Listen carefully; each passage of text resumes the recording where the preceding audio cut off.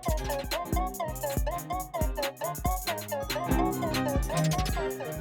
evening, and welcome to another episode of Virtually Theatre.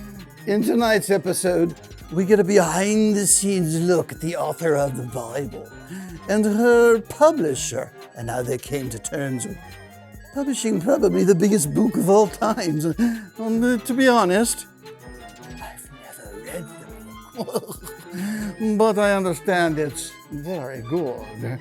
But my producer, he, on the other hand, is a bit of a god complex. So to be safe, I pretend to worship him. I think I hear him calling me now from above. But you need not bother.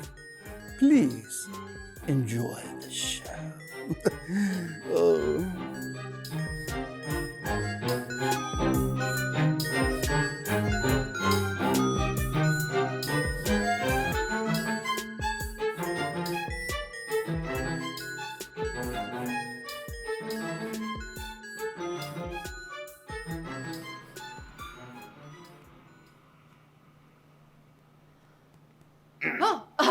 So, Al, what did you think of the new book? Chris, I loved it. Just loved it. Corporate liked it so much they're even considering publishing your first book. I mean, this Jesus character, wow. He's just such a fantastic character with some really wonderful stories. Oh, you really think your publishing firm will take it on? Oh, I think they will. They were waiting to see whether or not your next book would be a little more uplifting than the first. I still have my reservations, and it is less dark than the first one, but did you really have to kill off that Jesus guy? I mean, he's the main character. But that's the whole point, is that they took someone who's the son of God and peaceful, and they still chose to brutally kill him. He could have saved himself at any point, but Jesus chose to suffer. Okay, I hear you. Mm-hmm. I'm just not sure it's going to sell to the masses, you know? People nowadays like uplifting stories. Rocky, Spider-Man, Star Wars. Make Jesus more of an Indiana Jones type where he rips himself off the cross and starts kicking some Hebrew ass. Al, he's nailed to the cross, not tied to it. You can't rip down from nails through your feet. Okay, but say they do tie his hands. I mean, Chris, let's talk about that. Really? Driving spikes through a guy's hands? No one's gonna want to read that. Not even Mel Gibson would direct something where spikes get shoved through a guy's hands. You know, we went through this with my last book, remember? I wanted Goliath to kill David, and then the townspeople to all get so upset that they rise up and overthrow Goliath. Instead, you had me change it so that David kills Goliath with one tiny little stone, so you could have a happy, if unrealistic, ending. And corporate loved it. People are gonna love it. Little guy kills a big old giant with one tiny stone. It's gonna be a big seller. But it misses the whole point that someone's courage, even in defeat, can spur others to take action. But ours had a good point too. Courage can conquer all, no matter how bad the odds. No matter how unrealistic, maybe. People nowadays don't want realistic. The 40 or so people that do read do it to escape reality. They do it to make themselves happy. And the other millions, well, they wait for the movie. And no one wants to go see a movie where the main character gets brutally murdered at the end. Hear me out. Jesus and the Terminator. Not that he's mean or anything, but let's say that he rips himself off the cross and he regenerates his hand wounds like the Terminator regenerates. And then there's a big fight scene. And then... What? A fight scene? But Jesus is a pacifist. Okay, I hear you. But let's say he does like some space voodoo head magic where he makes all their heads blow up like Raiders of the Lost Ark. Or they all melt away like the Wicked Witch of the West. I can't believe this. I'm not changing the ending to make it happy. I'm not. Okay, Okay, let's not get all bogged down in details. Let's just move on to other things. Not getting bogged down. Moving on. Wait. Other things? I thought you said they liked it except for one thing. Well, some of our corporate funders are a little uncomfortable with the fact that Jesus hangs around with 12 guys. I mean, what's up with that? He's a fisherman. Fishing crews were all men. Well, what if we had like a mixed bag of disciples, some men, some women, couple Asian guys? There's no Asians in the Middle East at this time. Okay, I hear ya. It's just that it feels a little broke back living with 12 guys. They're a little uncomfortable. I'm just saying that if he was a carpenter, his disciples, they could be men and women, right?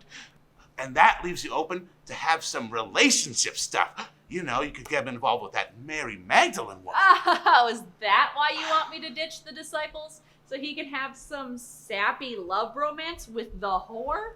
Chris, you got it. Oh. Think pretty woman. Some hot Julia Roberts type slutting about until Jesus has to help her out. Maybe Pontius Pilate gets jealous, and then I am not adding romance to this book. I'm not making a soap opera here. Whoa. Not saying soap opera, but we need flexibility. Flexible? I've been flexible this whole time. I agreed to give him some special powers so he could walk on water and heal lepers, all because you thought he needed some magical god powers for people to follow him. I thought that his example would be enough, but I caved, and I wrote in the fish and the loaves and the water and all of that stuff, no matter how ridiculous it sounded. And corporate loved it. People are gonna love it. People love miracles. Okay, you remember that episode of Marcus Welby, where Dr. Welby has the little kid patient with the tumor? Okay, then Dr. Welby, he tries to operate on him, but he can't get the tumor out. And then the kid's parents show up, and they're all crying in the hospital room, and some of the tears, they fall on the kid. And then they wake up the next morning, and the tumor's gone. Like a miracle in the tears. We're talking about miracles, and you give me Marcus Welby. Well, what's wrong with that? It was a great show. It was on almost as long as Bonanza. I'm just saying that the miracle stuff sells to people, okay? That's why we have to fix this birth scene, okay?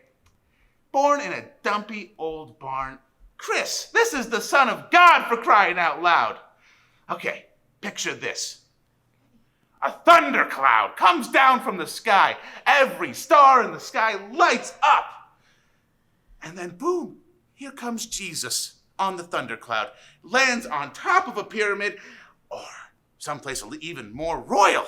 No, you're missing the point. I had him born in a barn for the same reason that he wasn't going to be the traditional golden god on a chariot. He's a god of the people. He's poor like the people are poor.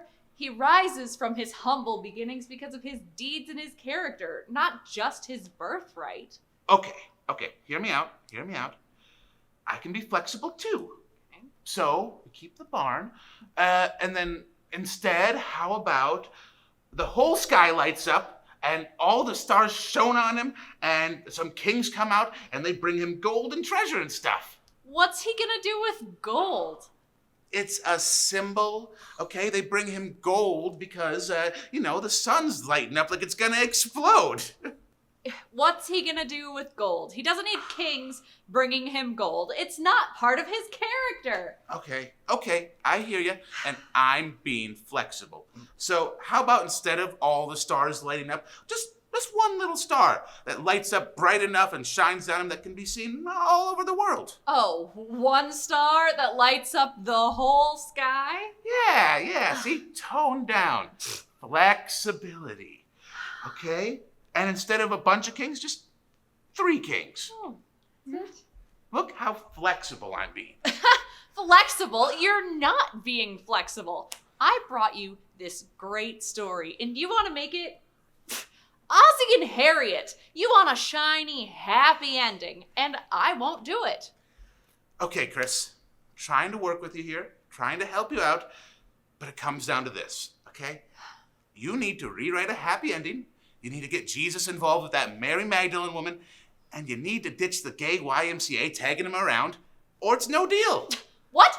No deal? What happened to being flexible? Chris, I'm being flexible. Our sponsors had 100 things that they want to change, but I went to your defense. I went to bat for you, and now all they want are these 3 changes. But those 3 changes wreck the whole book. I can't do that. I am not trying to wreck your book, Chris. I'm trying to edit it into something that people will want to watch, people will want to read. Okay, I'm trying to set a story that will make people lifted up and happy. Oh, your writing's depressing. You're such a sad sack. You're always killing off main characters, stoning women, killing all the male children in the world except for one? Having a father sacrifice his only son to appease some god. Okay, that was one. You need help. You need to go see a psychiatrist. Your writing is way too dark, and we're never going to publish it like that. Screw you. Screw this whole shiny, corporate, happy place. Hades Publishing loves my book. He thinks it's great. He thinks the world will embrace it just the way it is. And he says this could be the greatest story ever told. Even if it means selling your soul. Souls are overrated.